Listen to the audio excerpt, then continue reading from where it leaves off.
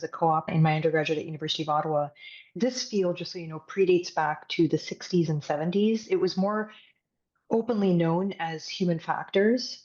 It was the term that was associated with it, very commonly for pilots in a cockpit. If you've ever seen a cockpit and the number of switches that they're dealing with, it can be highly confusing. It actually is a challenging moment sometimes when pilots are faced with certain situations and they notice that those designs needed to be improved. There was a lot of military discussion, as you can imagine, from military points of view as well. But this field has actually evolved over time. As a concept itself really started to pick up speed from like client server days of 90s, which is really when I started. It started called usability, then it became user experience. It evolved and it's how it's been called. But when we actually look at this field, what at least sparked it for me was in my undergraduate, dating myself here sadly, but in my undergraduate, I was a co-op student at an organization in Ottawa. There was one human factors expert, and she took me under her wing.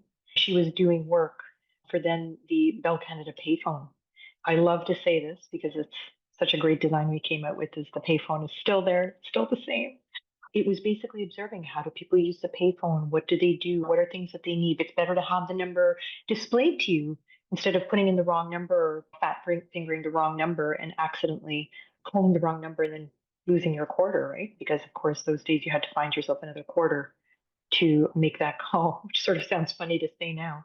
But these are things that we would observe, we would understand. So you're looking at the contextual use of that product to see how you could improve it, how you could make it better. So I had the moment to do that as a co-op student, which was, I can't even tell you how important and how big that was for me. Kept in touch with that. I kept up with that. That's just what sparked the interest and kept it going all the way through grad school.